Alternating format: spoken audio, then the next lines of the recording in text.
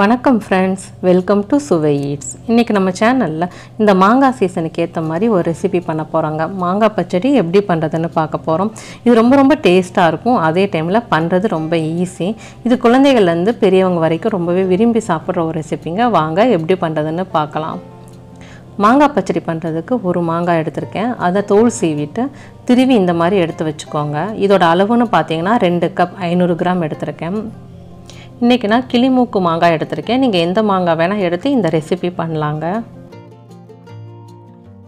அடுத்து ஒரு கடாய் எடுத்துக்கலாம். அதில் 2 டேபிள் ஸ்பூன் அளவு நெய் சேர்த்துக்கிறேன்.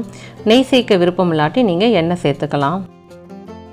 நெய் சூடானதும் நம்ம திருவி வச்ச மாங்காவை சேர்த்துடலாம். இந்த மாங்காவை ஒரு 5 நிமிஷத்துக்கிட்ட மிதமான தீயில வச்சு நல்லா வதக்கி விட்டுக்கோங்க. நெய்யிலேயே மாங்காய் நல்லா வதங்கி வரணும். 5 நிமிஷத்தில் நல்லா வெந்து வந்துடும். நீங்கள் மாங்காய் எந்த கப்பில் அளந்தீங்களோ அதுலேயே வெள்ளை அளவும் எடுத்துக்கோங்க, கரெக்டாக இருக்கும் இனிப்பு.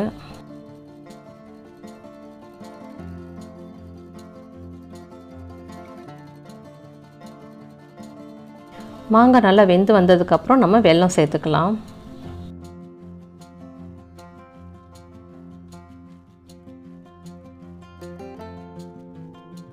மாங்காய் நல்லா வெந்துருச்சு.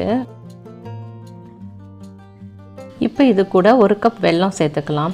2 கப் மாங்காய்க்கு 1 கப் வெல்லம் கரெக்டாக இருக்கும். உங்களுக்கு இனிப்பு தேவைப்படுற அளவுக்கு நீங்கள் சேர்த்துக்கோங்க. வெல்லத்துக்கு பதிலாக சர்க்கரை கூட சேர்த்துக்கலாம்.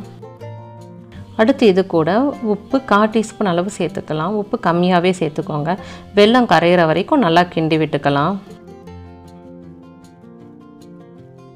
வெல்லம் நல்லா சுத்தமான வெல்லம் எடுத்துக்கோங்க. இதில் கல் தூசு மண் எதுவும் இல்லாததுனால அப்படியே சேர்த்துக்கிட்டேன். அப்படி இல்லாட்டி கொஞ்சமாக தண்ணி சேர்த்து நல்லா வெல்லத்தை கரைச்சி அதை வடிகட்டி சேர்த்துக்கோங்க. வெல்லம் நல்லா கரைஞ்சி வந்துருச்சு. அடுத்து இது கூட 1/4 டீஸ்பூன் அளவு மிளகாத்தூள் காரத்துக்கு சேர்த்துக்கலாம். இதை நல்லா கலந்து விட்டுக்கோங்க.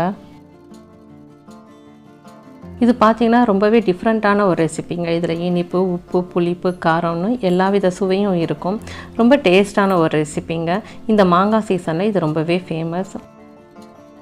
வெல்லம்லாம் நல்லா உருகி மாங்காவோட கலந்து வந்துருச்சு.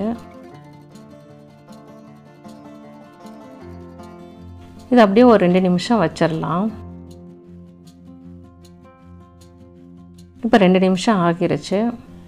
பாருங்கள், நல்லா சுருண்டு வந்துருச்சு, ஜாம் மாதிரி வந்துருச்சு.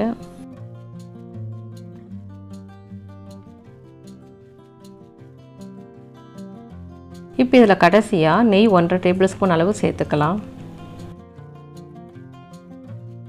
நெய் சேர்த்துட்டு நல்லா மிக்ஸ் பண்ணி விட்டுக்கோங்க.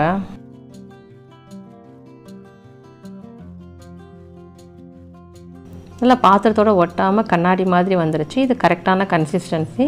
இப்போ நம்ம ஸ்டவ் ஆஃப் பண்ணிடலாம். மாங்காய் பச்சடி பார்த்திங்கன்னா நம்ம அப்படியேவும் சாப்பிட்றதுக்கு நல்லா டேஸ்ட்டாக இருக்கும். சாதத்துக்கு கூட சைட் டிஷ்ஷாகவும் வச்சு சாப்பிட்லாம். அவ்வளோதாங்க, சுவையான மாங்காய் பச்சடி ரெடி ஆயிடுச்சு. இது பார்த்திங்கன்னா புளிப்பான மாங்காயை வச்சு செய்கிற ஸ்வீட்டான பச்சடி ரெசிபி தான். இந்த மாங்காய் சீசனில் கண்டிப்பாக இந்த ரெசிபியை நீங்கள் ட்ரை பண்ணி பாருங்கள். உங்கள் ஃபீட்பேக்கை கமெண்ட்டில் சொல்லுங்கள். நன்றி.